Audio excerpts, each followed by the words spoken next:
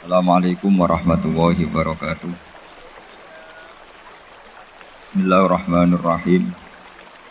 Tabarakalladzi nazzala al-furqana ala 'abdihi liyakuna lil 'alamin nadhira. Allahumma shalli wa sallim ala sayyidina Muhammadin wa ala alihi wa sahbihi ajmain. Amma ba'du. Yang sangat saya hormati Habib Hasan Toha Putra Al-Munawwar, Bapak Rektor, Bapak Direktur RSI, semua pengurus yayasan yang saya hormati, juga teman-teman baik yang putra maupun putri yang kami hormati. Ini ngaji bareng ya, terus ini bukan acara diskusi tapi acara nopo. Saya mau ngaji tentang ayat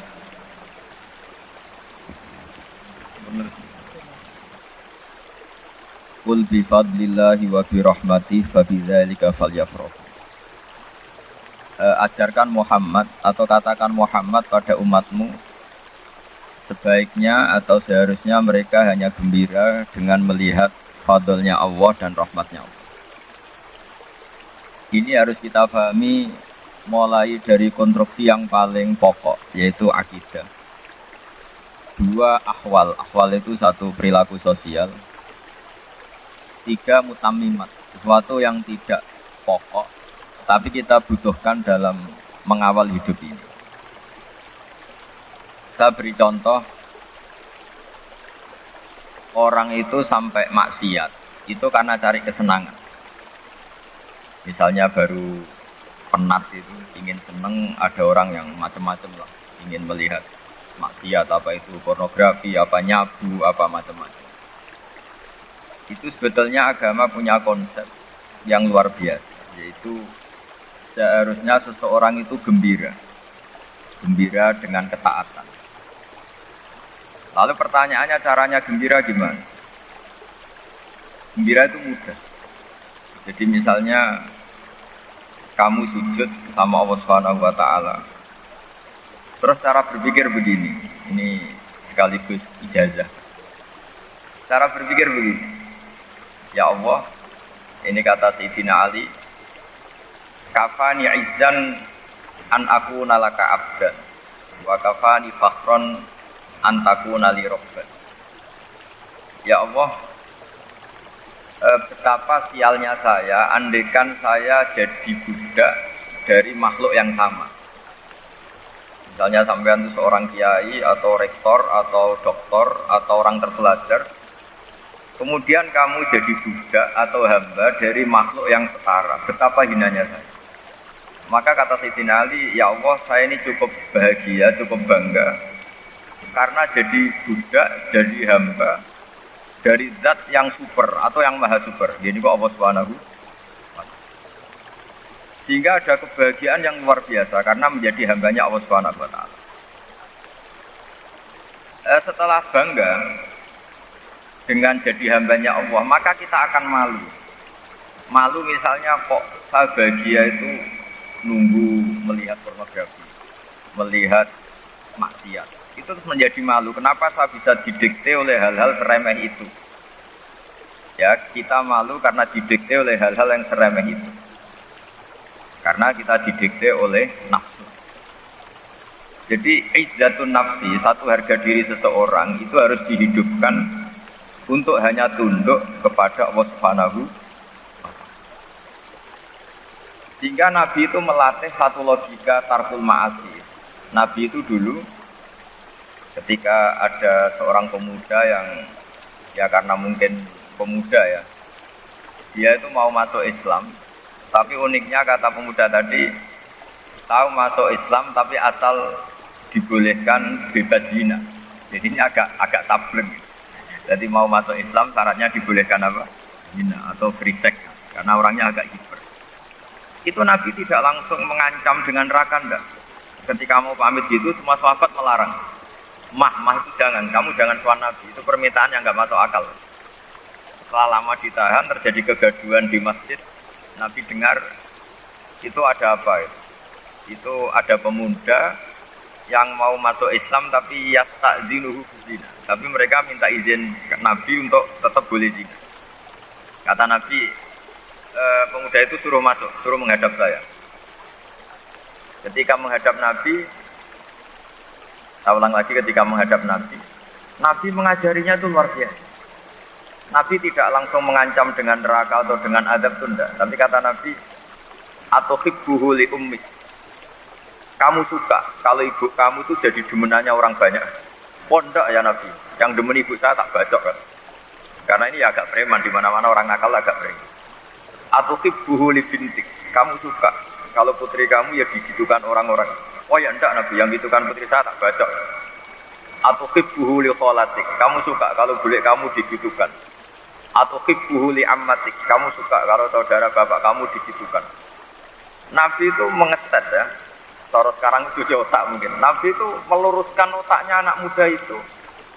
Betapa buruknya zina. Cara bahasa Arab ditakbih. Betapa buruknya zina. Kamu suka kalau korbannya ibu kamu, putri kamu, bude kamu, bule kamu. Sehingga orang itu matur ya hasbuka ya Rasulullah, ini sudah cukup. Saya tidak pernah melihat sesuatu seburuk zina. Jadi fa'alqallahu fi qalbihi bughdha zina. Kemudian Allah meletakkan di hatinya, menanamkan benci zina. Sehingga akhirnya pemuda tadi menjadi iffah, menjadi menghindari zina. Artinya begini ya, ini mungkin yang lolos dari para kita sebagai dai. Kita tidak belajar banyak tarbiyahnya Rasulullah Shallallahu Alaihi Wasallam. Jadi kalau kita benci maksiat itu jangan hanya ditahdzir, ditakutkan neraka itu enggak. Jangan hanya itu. Tapi di logika. Oh, iya. Jadi kalau kita menghindari maksiat itu selain karena takut azab, itu ada logika. Ada rangkaian pikiran yang menjadikan kita anti satu perbuatan apa maksiat. Jadi misalnya gini ya, kira-kira ginilah kalau contoh gampang itu. Ada orang gitu ya, nyanyi dengan pakaian yang mungkin pornografi. Mungkin pemuda-pemuda ingin melihat itu, tapi bisa diobati gini. Kok enak dekne mergawe kok tak bayar ya, aku kehilangan duit. Meskipun dengan logika yang agak serampangan, yang penting menjadi kita ini punya harga diri untuk tidak tergantung hal-hal seperti itu. Jika Nabi itu cara menggambarkan tadi mulai atuhibbuhu li ummi. Kamu suka kalau ibu kamu jadi demenannya orang lain. Pemuda tadi bilang yang demen ibu saya mau saya bunuh. Ditambah lagi atuhibbuhu li bintik. Bagaimana kalau korbannya putri kamu, bule kamu, bude kamu. Jika terus si pemuda tadi betapa buruknya zina. Betapa murahnya zina. Akhirnya pemuda tadi al-qawwa fi qalbi bughdha zina. Terus kemudian pemuda tadi itu sangat membenci dengan apa? Nah, pikiran-pikiran seperti ini harus kita tanamkan. Harus kita tanamkan supaya orang itu benci melakukan maksiat. Karena satu memang takut suhtullah, takut dibendu Allah atau dibenci Allah. Dua memang logika kita mengarahkan tidak maksiat. Nah ini yang terkait Unisula yang nangani kedokteran, nangani medis. Sesuatu yang dilarang Allah itu pasti madhar. Maka untuk melarang seseorang bergantung sama narkoba misalnya atau hal-hal yang bahaya pada fisik, itu satu tentu bagi ahlullah, tentu karena takut Allah. Tapi banyak masyarakat yang memang benar-benar bisa meninggalkan narkoba karena efek buruknya narkoba, efek buruknya ganja. Itu kita tanamkan sedemikian rupa bahwa itu mengakibatkan sakau, mengakibatkan tidak sadarkan diri, mengakibatkan kebangkrutan ekonomi macam-macam. Sehingga mereka benar-benar benci sama yang namanya narkoba.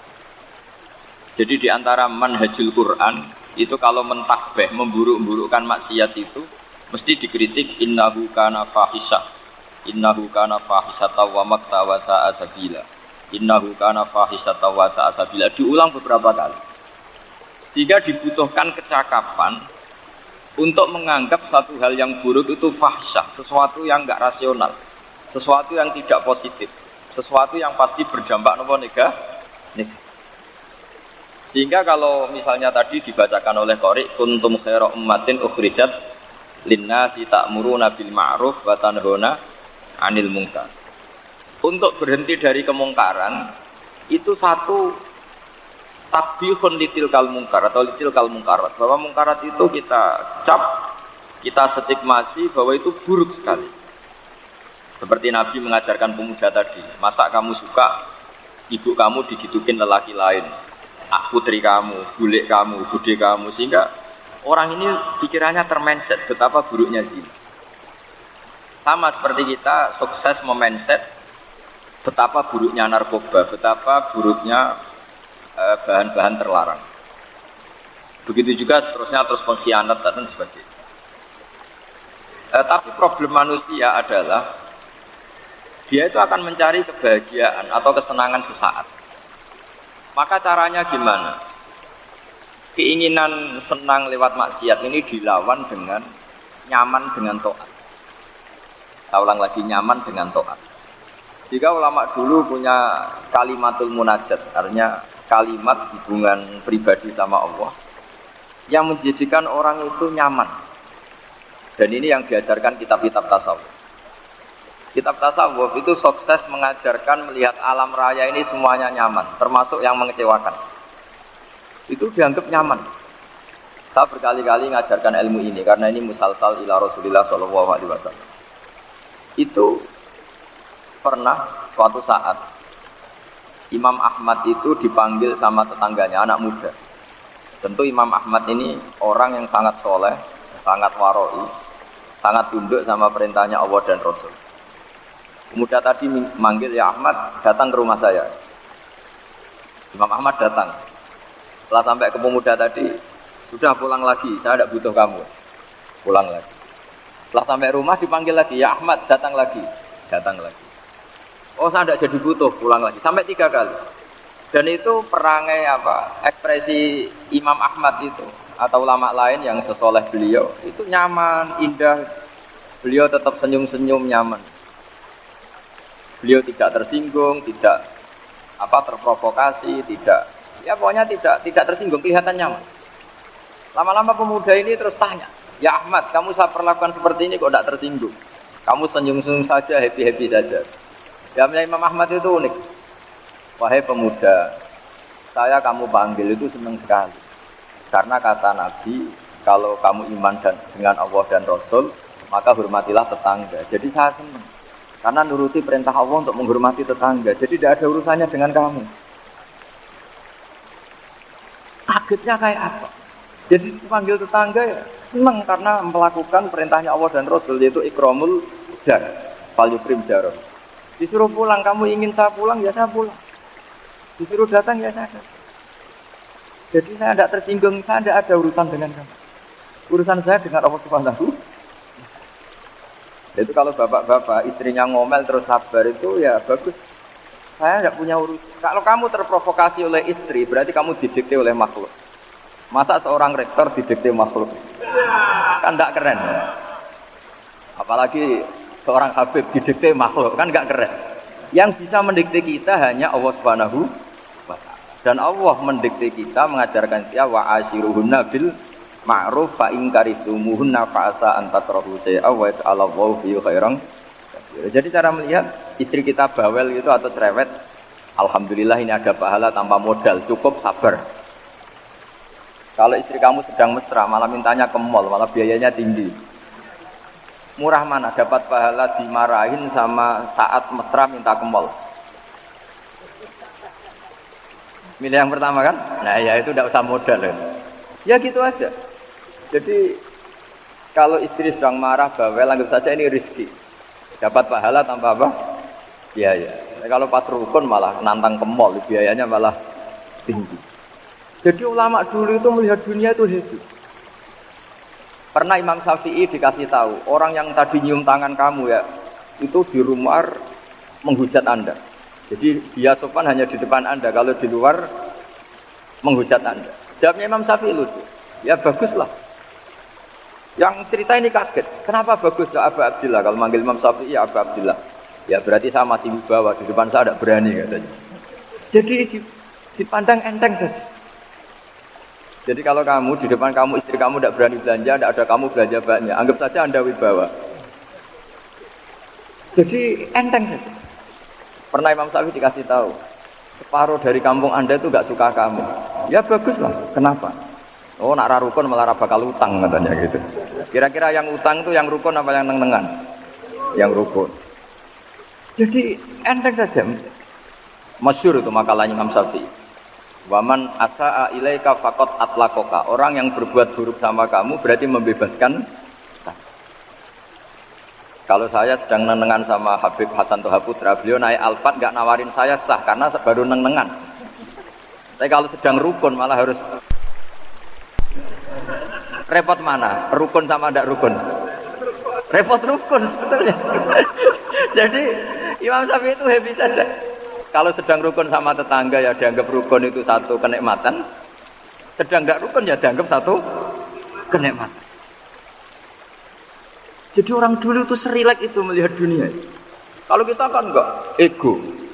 Wah saya ini suami kok dimarahin istri. Wah ini egonya bangkit. Padahal egonya bangkit itu ada kebodohan di situ. Yaitu seorang rektor didikte seorang istri, seorang makhluk.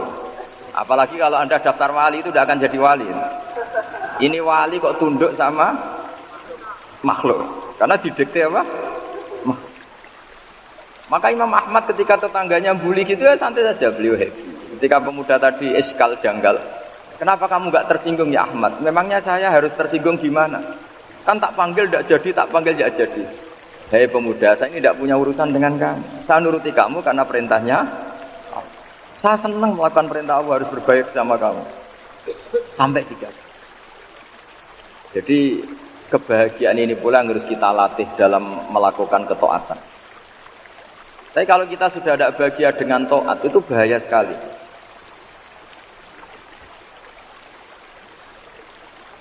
Harus begini Bang prosedurnya. Di DP makhluk itu. Gimana di DP panitia? Oh yang ini.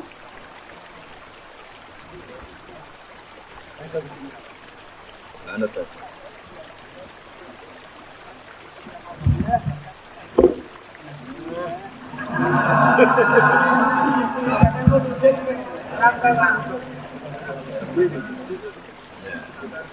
Sudah, ini sudah bisa.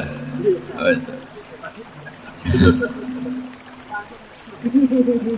sudah, ini sudah benar. Untungnya kiainya latihan jadi wali, jadi gak tersinggung. Kalau ndak ini sudah masalah. Ya. Paling ndak kan baru ngajarkan gitu, masa ada bisa meraktekkan gitu. Jadi pura-pura soleh. Tapi memang obsesi saya terbesar atau cita-cita saya terbesar memang setiap ngaji saya ingin orang mukmin semuanya itu bahagia. Dengan bahagia itu mereka tidak neko-neko ingin mencari kebahagiaan lewat jalur apa maksiat. Sehingga dalam konstitusi ulama yang ditulis di kitab-kitab usul fikih, dan itu kitab yang saya kaji, selalu saya kaji, itu membela-bela sesuatu yang mubah itu sampai luar biasa. Karena melihat mubah itu, misalnya Anda tidur itu berstatus mubah, Anda bermain catur berstatus mubah, Anda rileks sama teman jagongan semalam dengan teman rektor atau dosen atau yayasan itu, melihatnya bukan mubah, tapi tarkul maksiyah. Misalnya saya semalaman asik musamarah itu jagungan malam sama Habib Toha Al-Munawwar. Itu awang hitungnya bukan, wah ini jagungan ngalor ngidul tidak penting tuh enggak. Malam itu bahak tidak ke dugem, tidak ke tempat maksiat. Sehingga ada ulama yang mengatakan mubah itu enggak ada. Saya ulang lagi, mubah itu tidak ada. Kan umumnya ulama bagikan wajib, ya kan, haram itu.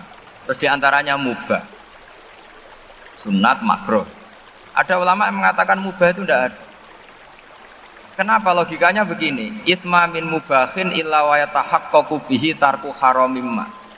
Karena tidak ada mubah yang Anda lakukan kecuali saat itu pasti ditinggalkannya sebuah keharaman. Misalnya Anda sedang jagungan sama istri di luar, di rumah, asik di rumah semalaman. Mungkin bahas hal-hal yang ringan. Mungkin melihat sinetron atau apa lah yang ringan. Tapi di situ terjadi Anda meninggalkan ke tempat-tempat maksiat. Sekarang ninggal maksiat itu wajib apa mubah? Wajib. Padahal Anda sedang melakukanmu. Nah, itu dicatat oleh Allah itu tarkul haram, meninggalkan keharam. Jika masyhur dalam cerita wali-wali itu, Abu Yazid yang seperti itu ibadahnya pernah tanya, "Ya Allah, lalu yang makomnya orang seperti saya siapa?" Karena beliau semalaman ibadah terus. Sama Allah dijawab, "Ya yang tidur di pinggir kamu itu." Abu Yazid, "Loh kok bisa ya Allah? Dia kan tidur terus." Ya kan dia tidur berarti meninggalkan keharaman. Ngomong sing potongan tukang maksiat itu apik turu apik melek kira-kira gitu. Apik turu. Timbang sama nak melek pola wis turu ae kira-kira gitu. Jadi enggak usah dipaksa tahajud, dipaksa qiyamul lail itu.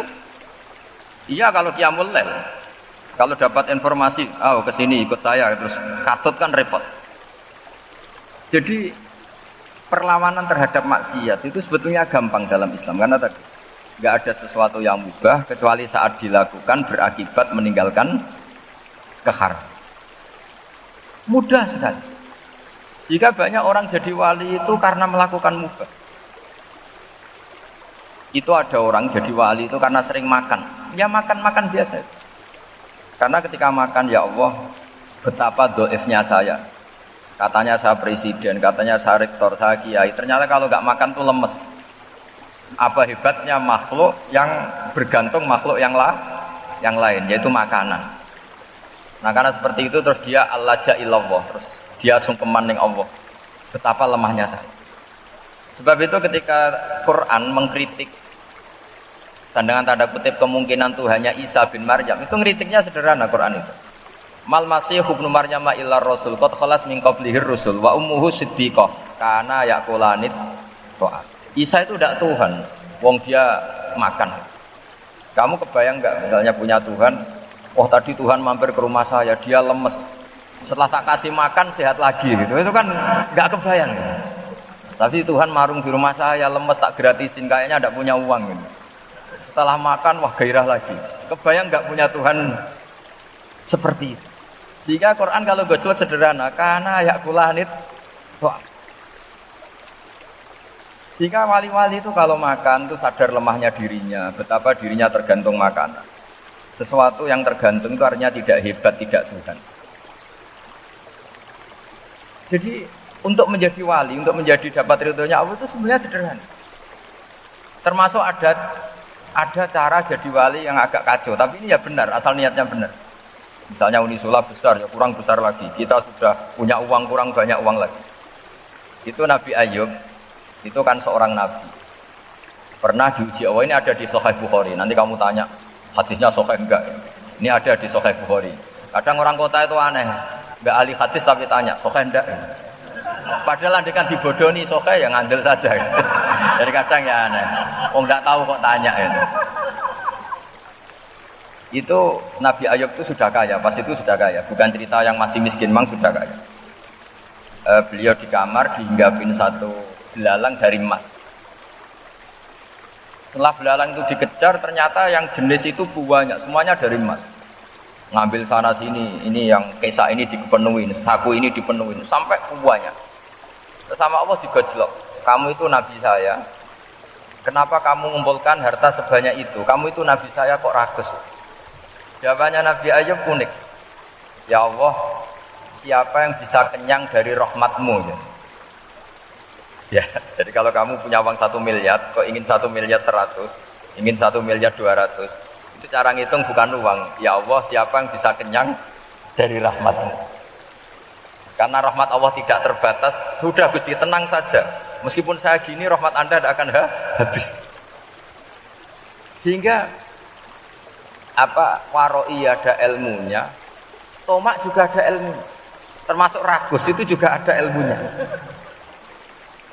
Misalnya begini, ini contoh rakus yang ada ilmunya begini. Ini saya beri contoh. Mungkin yang boleh niru orang-orang soleh, kalau nggak soleh jangan. Imam Syafi'i ini cerita nyata. Imam Syafi'i itu dulu ketika ngaji masih muda itu nggak suka sama guru yang kaya.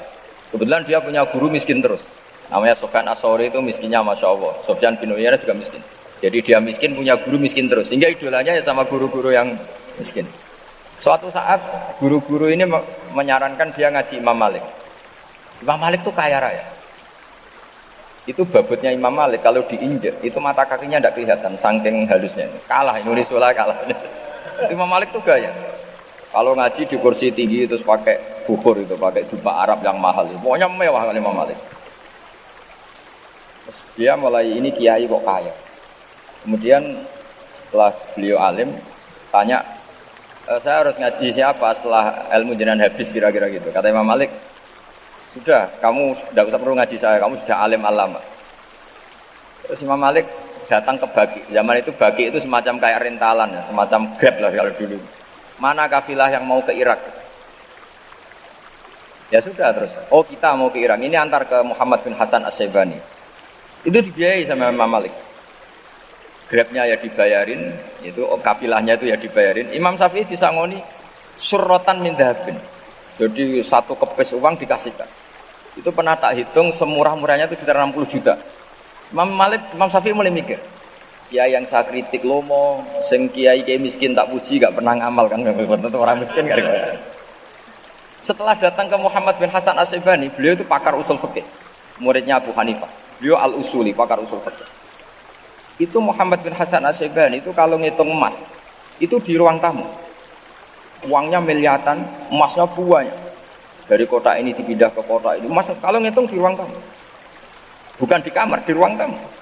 Imam Syafi'i tambah kaget. Imam Malik kayak gitu sudah saya soal, malah ini kaya. Setelah Imam Syafi'i kelihatan kaget, digojlok sama Muhammad bin Hasan As-Syaibani karena beliau senior. Atak jabu min hadza, kamu aneh melihat ini? Iya. Kenapa? Ulama kok kaya raya.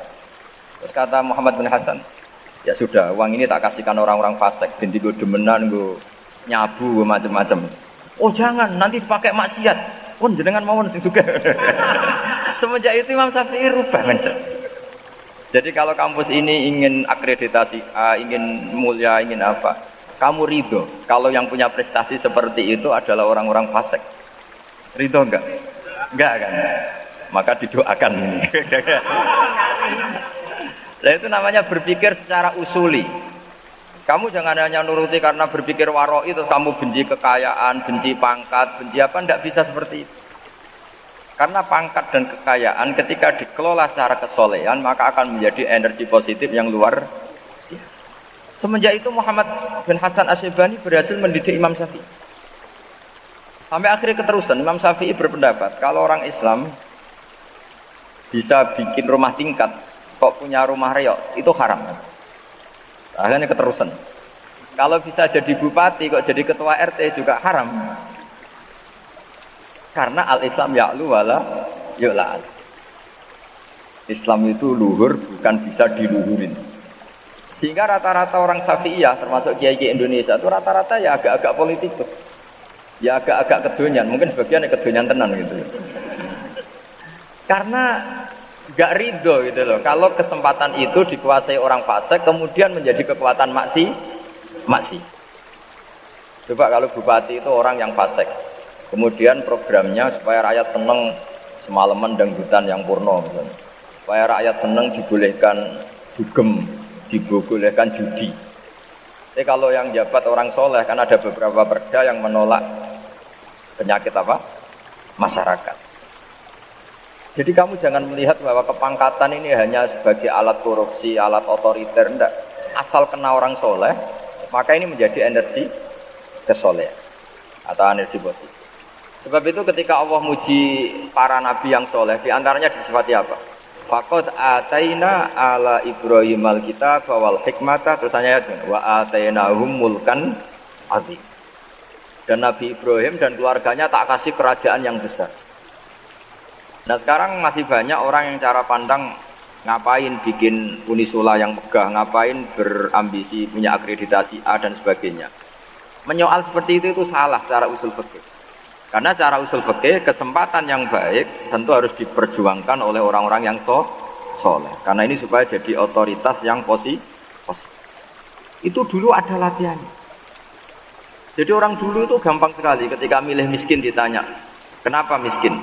Saya ingin hisab saya ringan. Tapi ketika mereka kaya, yang soleh, supaya harta ini tidak dipakai orang yang nanti dipakai maksiat. Kita misalnya orang soleh kok mau pangkat, karena kita ada ridho, kepangkatan itu dipegang orang maksiat, kemudian menjadi energi maksiat. Begitu juga seterusnya. Maka ulama dulu itu rileks. Sampai Syekh Nawawi Al-Bantani itu nanti bisa dicek di tafsir. Qul hal yastawil ladzina ya'lamuna wal ladzina la ya'lamun. Beliau muji-muji ulama. Kemudian ada seorang yang agak hasud mungkin. Tanya begini. Hebatnya ulama itu begini-begini. Terus ditanya, tapi kenapa kita sering melihat ulama ngantri proposal di rumahnya bupati kan? Sementara bupati nggak pernah datang ke ulama ngaji ihya. Jawabannya Imam Syekh Nawawi itu unik. Ya karena ulama itu tahu gunanya uang, sehingga nyari uang untuk pondok, untuk masjid. Sementara bupatinya tidak tahu gunanya ilmu, maka tidak pernah ngaji. Jadi ya ringan saja. Jadi ya sudah seperti itu. Jadi kalau ada ulama kedonyan, anggap saja karena tahu gunanya uang. Jadi kenapa ulama ngantri di kabupaten, bukan bupati ngantri di ulama? Jawabannya karena ulama tahu gunanya uang, sementara bupatinya nggak tahu gunanya ilmu. Kira-kira gitulah. Ada ustadz tidak ganteng, kesensem rondo cantik, karena tahu gunanya ustadz itu. Artinya tahu gunanya kalau saya nikah nanti punya anak jadi gus, karena kan dia kiai gitu. Tapi rondone raro gunanya dia karena miskin gitu. Jadi ulama dulu itu rileks, menafsirkan apa saja itu rileks, termasuk saat terpojok itu rileks. Karena semuanya dianalisis pakai ilmu. Sehingga ciri utama wali itu apa? Ala inna awliya Allahi la khaufun alaihim walahum yahzanun. Enggak ada rasa takut, enggak ada rasa gampang. Karena melihat sesuatu itu gampang saja. Saya ulang lagi, melihat sesuatu itu gampang saja, ringan. Saya beri contoh ya, betapa pentingnya mindset ya, cara berpikir. Orang itu menjadi kikir itu karena nganggap hidup itu lama dan uang itu penting. Kalau zaman Nabi itu sederhana kalau melihat hidup. Pernah suatu saat Nabi itu punya jatah makan. Karena Nabi itu hidupnya juga pas-pasan. Jadi Nabi itu unik. Beliau di satu sisi kaya raya, bisa ngrumat Abu Hurairah, Ammar, Suhaib. Ashabu Sufa itu dirawat Nabi semua. Itu kan kaya, bisa ngerawat sekian orang. Tapi di sisi yang lain untuk pribadinya beliau miskin. Kadang nggak bisa makan hari itu. Tapi di saat yang sama bisa merawat Ahlus Sufa. Jadi keliru kalau orang hanya cerita Nabi itu miskin, untuk makan dirinya aja susah. Itu keliru. Kelirunya kalau tidak diteruskan, tapi Nabi mampu menghidupi ahli Sufa. Jika cerita jatah makannya Nabi itu dikasihkan orang, ketika Nabi tanya, ya Aisyah, makanan jatah saya di mana? Oh ya Rasulullah, tadi ada orang minta tak kasihkan, maka makanan itu habis. Apa kata Nabi? Kamu salah Aisyah. Yang kamu kasihkan itu justru yang masih. Ya, yang kamu kasihkan itu justru yang. Sehingga Nabi menganggap, makanya Nabi terus ngendikan. Ya kalau mukhatabnya lelaki ya kira-kira begini. Wa hal laka min malika illa ma akalta fa afnaita wa labista fa ablaita. Terus tanya wa tasaddaqta fa abqaita, kata Nabi. Harta kamu ya kamu makan kemudian ke WC jadi kotoran, atau punya pakaian mewah nanti rusak. Wa tasaddaqta fa abqaita. Ada yang kamu sedekahkan yaitu yang abadi sampai akhir. Sehingga banyak pengusaha yang mencintai saya setelah tak ajari hadis itu. Misalnya punya uang 1 miliar karena dia spekulan atau pedagang rawan bangkrut, disedekahkan ke masjid 50 juta, yaitu yang abadi. Jadi kalau suatu saat bangkrut, dia masih punya uang 50 juta di akhirat. Jadi Nabi itu mengajari sedekah itu apa? Ya sedekah itu pengabadian uang. Kalau kita kan enggak, bilang sedekah itu nguras. Itu pikirannya setan dan pikirannya orang Islam. Itu cara berpikir setan, bukan cara berpikir umat apa. Sehingga Sayyid Ali Zainal Abidin itu kalau ada orang minta, kemudian beliau ngasih, itu beliau bilang gini, marhaban biman hamala zati ilal akhirah. Matur nuwun nggih jenengan sing beto sangu kula. Jadi dianggap teller saja. Orang yang minta uang beliau itu dianggap tukang nyatet bank ini.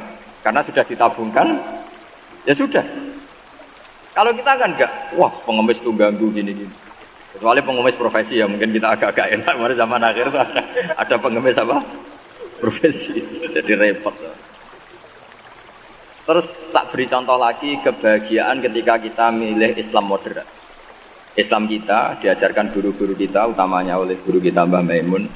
Saya juga sering ketemu beberapa ulama dunia, termasuk Habib Umar. Saya juga ikut sowan ke sini pas beliau sama Habib ini Hasan Toha Putra di sini sama orang-orang moderat itu cara berpikir juga luar biasa indah. Beliau pernah cerita ya beberapa ulama lah, banyak yang cerita.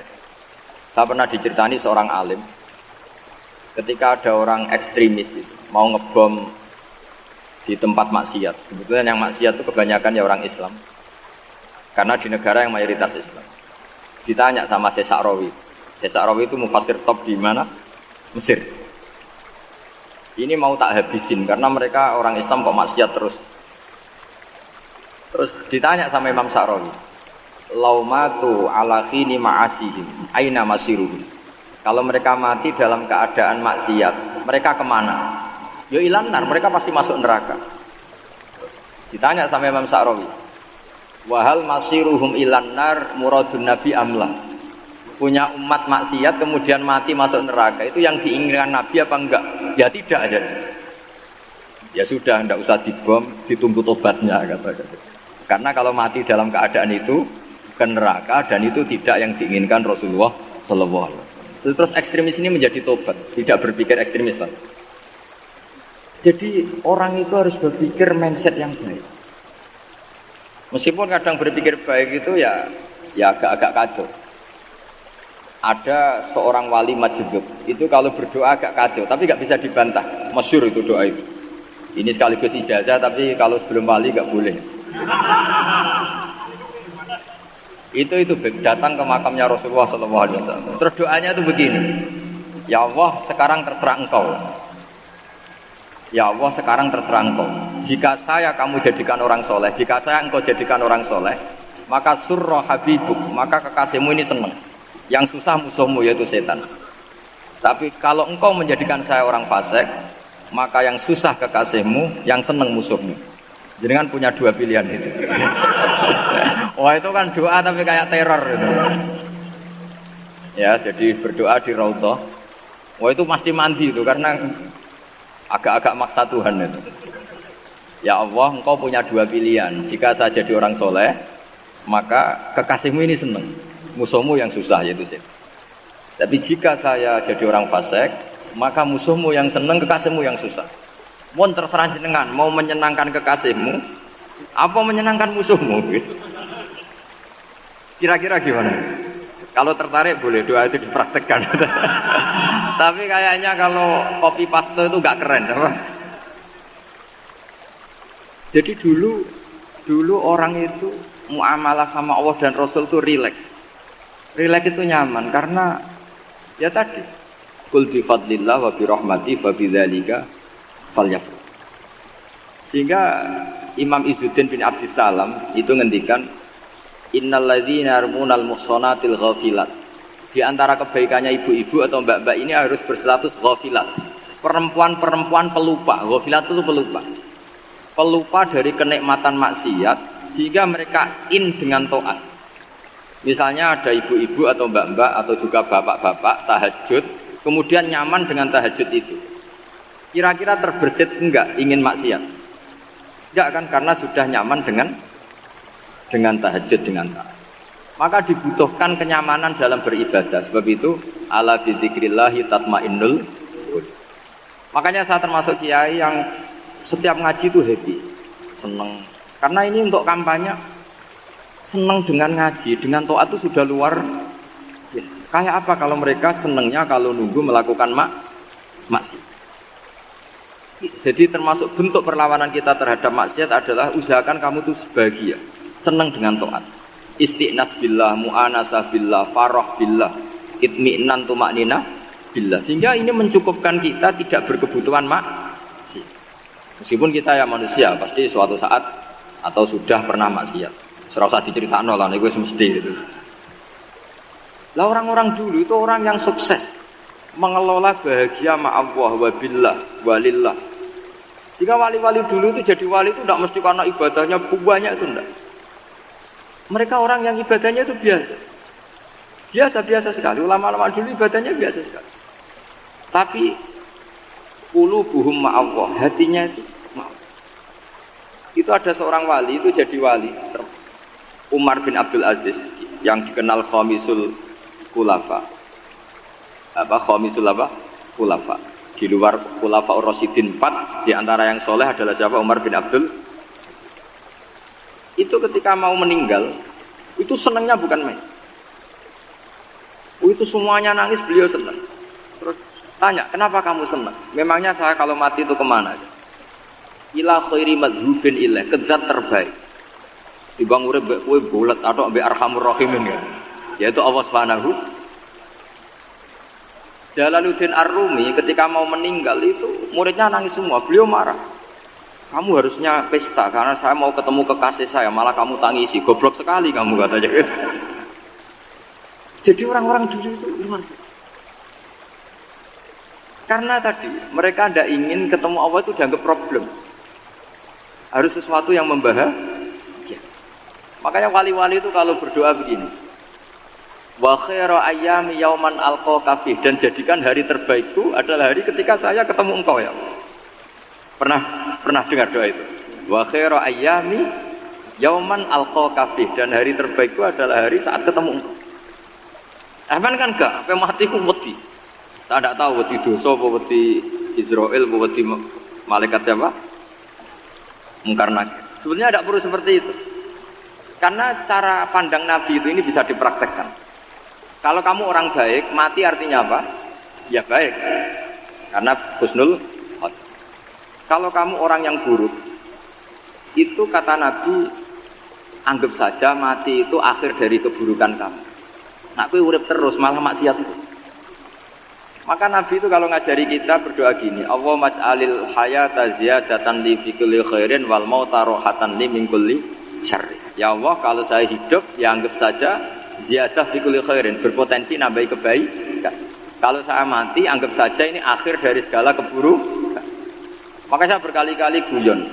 Makanya tradisi ulama-ulama NU, ulama-ulama pesantren, ya ada hanya NU, pokoknya ulama-ulama alim. Itu kalau ada orang mati, orang nakal gitu mati, ini saya gitu, itu hadirin mesti gak terima. Wah, api enang itu orang wakal.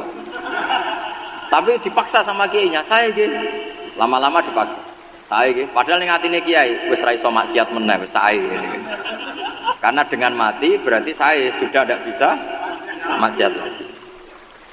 Jadi Nabi melihat hidup dan mati itu segampang itu. Kalau al-hayata ziyadatan li fi kulli khairin wal mauta rohatan li min kulli syarr. Coba kita ke depan itu kan ada potensi zina, potensi korupsi, potensi maksiat.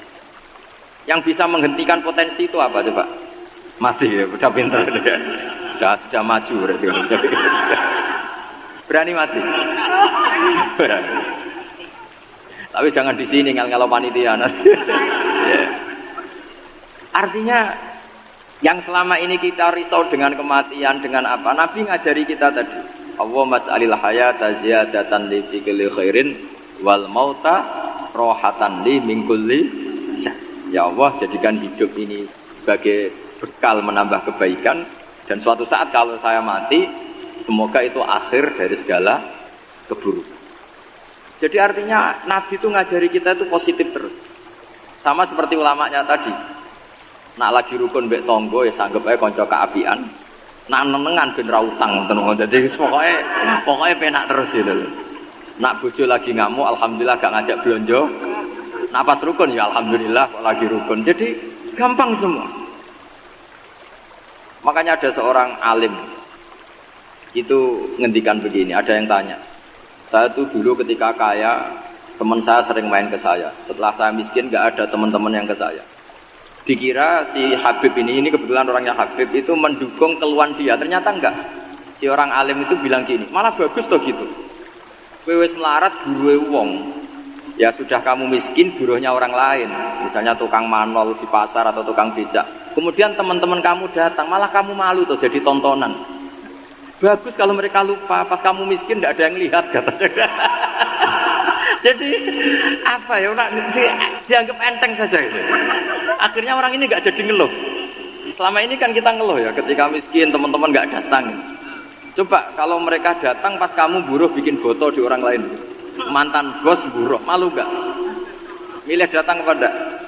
Enggak lah, sudah bener itu. Jadi ulama dulu itu makanya sering baca biar tahu solusi hidup. Jadi ulama dulu itu gampang sekali melihat kehidupan itu, gampang sekali, indah, gampang. Sekarang tuh enggak. Orang itu cara berpikir nuruti nafsu, itu yang bahaya. Makanya Quran kritik ara'aita man ittakhadha ilahahu hawa. Orang yang cara berpikir itu nuruti hawa nafsu. Kalau zaman Nabi, zaman sahabat, zaman ulama itu enggak seperti. Sehingga cara berpikir itu mudah. Makanya kata Nabi absyiru ya ma'syaral muslimin kata. Kamu harus senang ya ma'syaral muslimin. Allah sekarang buka pintu langit yang sebelumnya enggak pernah dibuka. Dan Allah yubahi bikum malaikatah, dan Allah membanggakan kamu kepada para malaikat. Kenapa? Umatnya Muhammad, umatnya Rasulullah Muhammad SAW itu kalau sampean kepengen mati setiap saat itu baik, itu resepnya gampang kata Nabi. Addu faridotan wantadzoru ukhra. Jadi Allah memberitahu, ya Muhammad, umatmu ini luar biasa. Jadi misalnya tadi kita sholat subuh, ditanya, Bahak kamu sekarang ngapain? Nunggu sholat duhur ya. Setelah sholat duhur ditanya lagi nunggu apa asar. Sehingga faman kanat hijratuhu ila Allah wa rasulih fa hijratuhu ila Allah. Jadi kalau ya sudah ini tak ijazahkan, kalau setelah sholat subuh nunggu apa? Duhur. Setelah duhur nunggu. Sehingga ketika kita mati itu statusnya penunggu sholat. Tapi kamu kan enggak miskin, kenapa? Penunggu kaya. Ya itu enggak masuk surga itu. Penunggu kemapanan. Berarti kan menunggu sesuatu yang seleranya nafsu. Beda kalau penunggu sholat.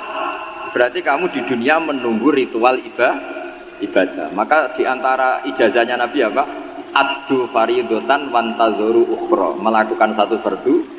Kemudian kita menunggu tugas berikutnya. Jadi ini hati saja setelah subuh nunggu apa? Duhur. Setelah duhur, meskipun kita di perapatan, apa? Nunggu asar. Ya. Tapi ya asar betul, jangan nunggu tok pas asar. Jadi sebetulnya umat ini gampang sekali. Jadi di antara kebanggaan Allah, yubahi itu Allah bangga dengan malaikatnya adalah umat ini adalah addu faridotan wantadzoru ukhra, melakukan satu fardu kemudian menunggu fardu. Dari mengkhidmati kampus, ingin mengkhidmati masyarakat, dari satu masyarakat lokal Semarang menjadi sampai sekarang sampai Banjarmasin, Unisula mau bikin kampus di sana terus gitu. Dari satu tugas ke tugas yang makanya Islam diajarkan setelah satu tugas selesai faida faruh tafan so. Jadi sehingga hidup kita itu dinamis, dari satu kebaikan menunggu kebaikan lain, dari satu kebaikan menunggu, sehingga hidup kita ngapain? Nunggu satu kebaikan. Ini sudah masuk faman kanat hijratuhu ila Allah wa rasulih fa hijratuhu ila Allah wa rasulih. Sehingga bayangkan kalau kita direkam Allah, Gusti kula ampun mati nak dereng sugih. Wis melarat puluhan tahun, sakit, nunggu sesuatu sing sifatnya nafsu, kepengin sugih. Sugih tok jak cukup. Tahu buruhno wong sing tahu ngenyek ndekne lho, itu kan urung-urung wis dendam. Saya belum mau mati sebelum kaya dan buruhkan orang yang pernah melecehkan saya. Wis ngono akhirnya mati urung sugih. Berarti wis fakir matine hasud. Wah itu ngenes dunia akhirat kan kira-kira seperti itu. Kamu santai aja kalau fakir berarti meringankan hisab karena ada banyak harta. Yang mau dihisab apanya? Enggak punya apa-apa. Jadi saya mohon sekali ya, Islam itu mengawal kebahagiaan. Sebab itu sampai bahagia itu menjadi perintah Islam, kul bi fadlillah wa bi rahmati fa bidzalika falyafrahu. Karena dengan bahagia bi taat diharapkan orang Islam itu tidak bahagia atau cari kesenangan lewat jalur apa masih. Sehingga ciri utama wali apa? Ala inna auliya Allahi la khaufun alaihim wa lahum yahzanun. Sehingga ulama dulu itu rileks. Termasuk yang saya ceritakan tadi, Imam Ahmad, Imam Syafi'i, itu melihat apa saja rileks. Ya tadi kalau disenangi orang ya barokah, punya kawan kebaikan.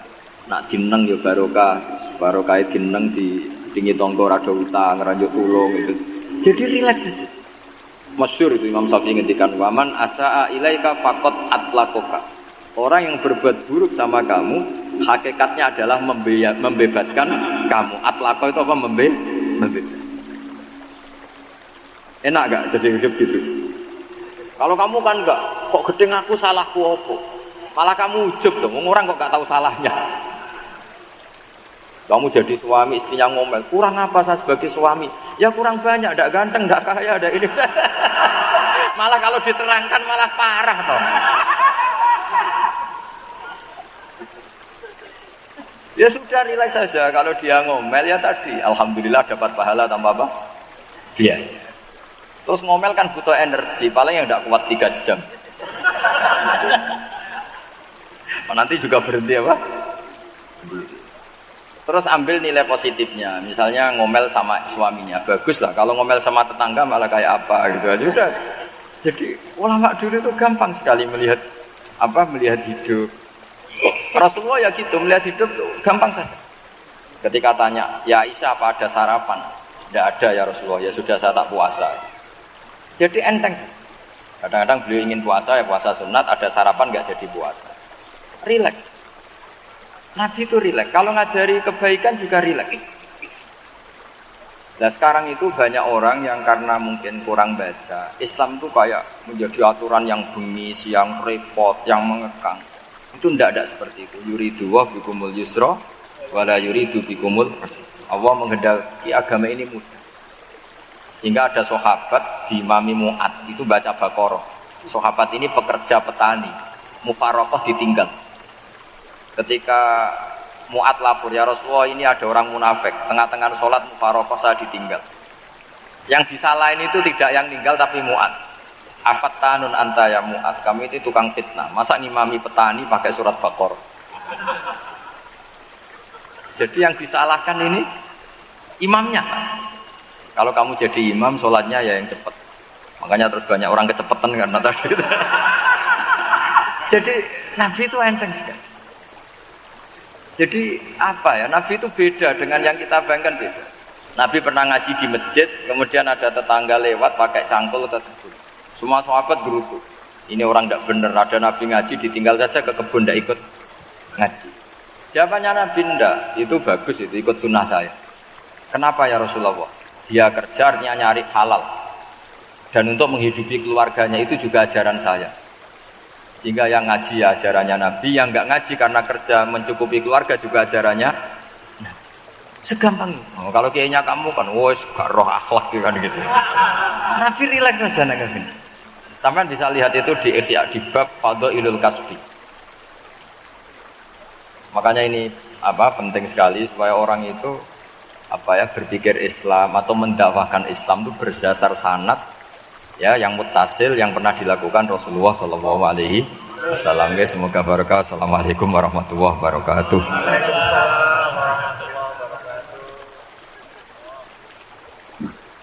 Halo. Terima kasih kami sampaikan atas pencerahan yang disampaikan oleh Gus Baha. Alhamdulillah ini masih ada waktu yang sangat panjang sehingga kita akan buka sesi tanya jawab.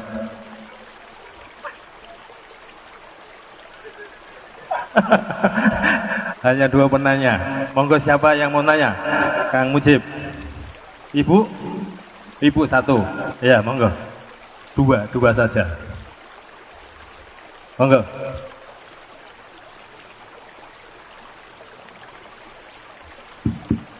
Assalamualaikum warahmatullahi wabarakatuh. Allahumma arinal haqqa haqqa warzuqna tiba'ah wa arinal batila batila warzuqna tinabah. Terus di era sekarang ini terlalu banyak kiai. Jadi saking banyaknya kita yang awam ini bingung mana kiai yang benar, yang betul-betul benar menurut Allah. Mana yang seperti nampaknya benar tapi ternyata itu tidak seperti yang diinginkan Allah. Jadi cara pandang panjenengan ini bagi saya sudah luar biasa mencerahkan sekali. Jadi karena itu kami mohon, ini kebetulan ada ketua yayasan juga, ada Pak Rektor, ada baiknya kampus ini mulai mendekatkan tradisi keilmuan santri dan akademik, ngaji yang fundamental begini. Saya usul itu Bu, bagaimana 1 bulan sekali lah Gus Bahak kerso ke Semarang. Itu yang pertama. Yang kedua, saya juga termasuk orang yang gelisah dengan realitas sekarang. Saya juga mau ngajukan permohonan kepada Gus Bahak. Permohonan yang paling ini, mbok jenengan nulis 1 buku, saya Muslim, saya happy gitu loh. Ini kayaknya pas banget ini. Jadi ben ora ketok kok serius banget beragama, saiki ki abot banget gitu. Itu yang ketiga, ini penting sekali bagi kita orang-orang tua. Zaman saiki golek anak iso ngalim kok Gus Bahak angel. Jadi saya ingin tolong Gus Bahak ceritakan sejujur-jujurnya bagaimana orang tua jenengan didik sejak kecil sampai iso koyo sampean sakniki. Cekap saya kira. Assalamualaikum warahmatullahi wabarakatuh.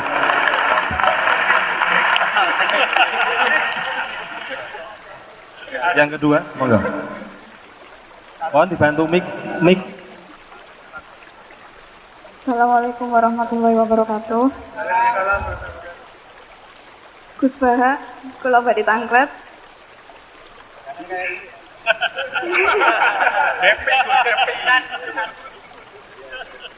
Untuk perempuan, hakikatnya menutup aurat niku pripun? Soalnya kula gadah teman niku rata-rata santri tapi kok mboten menutup aurat secara sempurna. Nah, kula pengen ngertos ilmune niku sing jelas pripun. Sampun.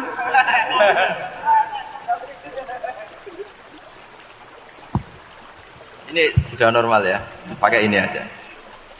Ini jawab yang Mbak dulu yang gampang gitu.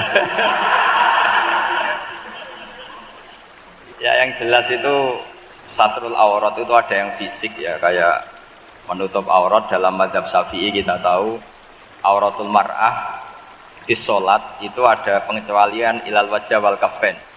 Tapi kalau kharijah sholat adalah jami'u badaniha dalam mazhab Syafi'i. Tapi dalam sebagian ulama mengatakan ilal wajah wal kafain tetap termasuk istisna di luar sholat. Itu dari segi fisik ya atau zahir. Tapi sebetulnya juga harus dilakukan satrul aurat secara maknawi, menutup sesuatu yang buruk. Artinya kan gini ya, aurat itu kan sesuatu yang buruk kalau kelihatan. Sehingga misalnya kasus di beberapa negara, mungkin fisiknya sudah benar ditutupin, tapi mungkin tetap maksiat. Tapi ada yang gugat, yang penting nggak maksiat meskipun buka aurat. Ya keliru, buka aurat sendiri sudah maksiat, itu malah aneh lagi gitu. Tapi yang jelas filosofi hijab atau satrul aurat itu usahakan yang zahir maupun yang apa. Karena Indonesia itu memang agak unik. Saya sering ketemu peneliti dari beberapa negara, meneliti Indonesia itu paling pusing. Kadang ada orang yang auratnya biasa datang ke masjid. Itu kan bingungkan malaikat, mau ditulis dosa itu ke masjid, mau ditulis taat itu buka aurat. Tidak tahu hitung-hitungannya gimana nanti. Tapi memang ya sudah seperti itu. Yang jelas standar aurat ya kita tutupin sesuai standar mazhab Syafi'i maupun mengikuti yang tidak apa Syafi'i. Tapi filosofinya juga harus kita ikuti. Jadi dua-duanya harus kita ikuti. Sebagai perintah, bukan sebagai syarat. Itu beda loh, perintah sama syarat. Sebagai perintah, bukan sebagai syarat. Kalau sebagai syarat itu begini, syaratnya orang Islam itu harus nutupi aurat begini-begini. Nanti kalau yang nggak gitu dianggap tidak Islam, itu menjadi ekstrim. Tapi kalau sifatnya perintah, ya perintah saja.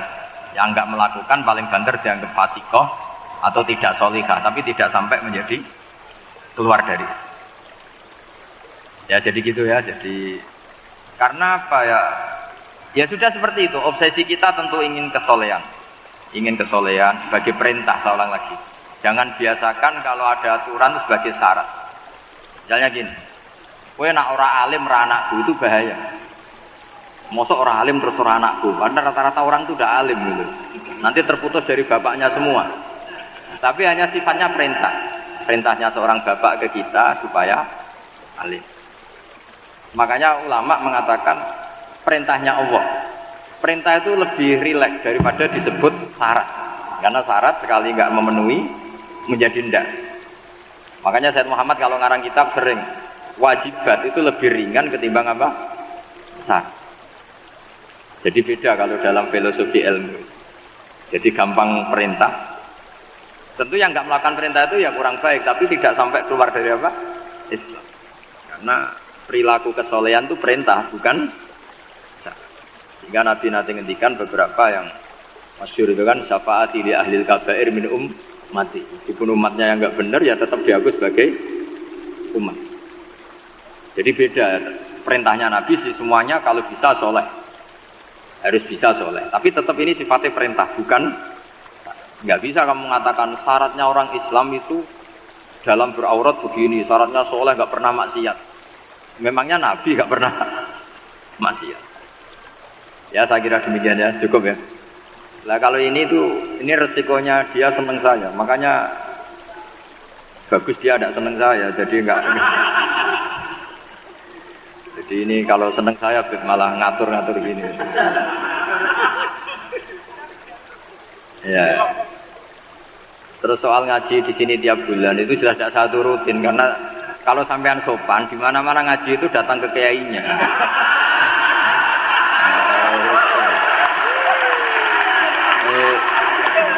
Itu kalau Imam Malik ada pertanyaan kayak anda dimarahin al ilmu yu'ta la ya'ti. Jadi sumur itu tidak tangin, bukan sumurnya dipindah. Ini enggak sopan sekali.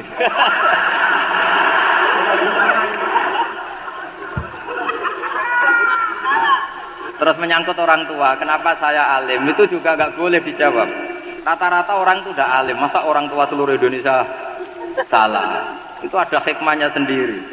Saat kali-kali ngaji, bodoh itu barokahnya banyak. Coba barokahnya orang bodoh, akhirnya nempat di pedalaman Kalimantan, Sulawesi, akhirnya bikin masjid di situ bikin. Kalau dia alim mungkin jadi ketua MUI di Jakarta, nggak akan punya desa bina. Jadi Allah mendesain ini sudah sempurna, sudah tidak usah protes, sudah begitu aja. Coba ada orang alim alamah, kira-kira itu kan nggak akan di pedalaman Kalimantan, Sulawesi. Barokahnya santri rodok bodoh itu akhirnya kerja di dalam hutan, kerja di kampung-kampung. Akhirnya agama ada di mana? Kalau pinter semua, di Unisula semua jadi rektor nanti. Jadi Allah mendesain ini sudah baik, tidak usah dipaksakan sesuai versi kamu, nggak usah. Jadi ya sudah, memang seperti itu. Jadi dulu zaman sahabat itu saya cerita sedikit. Nabi itu kalau muji Madinah itu sundel langit, kalau muji Mekah ya sundel langit. Tapi Sayyidina Ali keluar ke Kufah. Sayyidina Ali itu akhirnya pindah ke Kufah, ke Najaf. Karena pikirannya Sayyidina Ali, Mekah Madinah hanya baik secara bukah, secara tanah. Tapi di antara kebaikan Nabi adalah Nasrul Islam. Akhirnya Sayyidina Ali milih ke Kufah. Andai kan sahabat tidak milih keluar dari Mekah Madinah sebagiannya, pasti Islam tidak menyebar. Karena semuanya tersentralisasi di Mekah dan tapi ada saja sahabat yang tetap nyaman di Mekah Madinah karena sholat di sana sebagaimana 1000 sholat. Ya sudah seperti itu, dilihat gampang saja. Akhirnya yang di Mekah Madinah ya tidak ngeritik yang keluar juga gak ngeritik yang di Mekah. Jadi yang alim tidak ngeritik yang bodoh apalagi jangan ngeritik yang alim. Yang jelas orang bodoh ngatur orang alim itu dosa itu yang.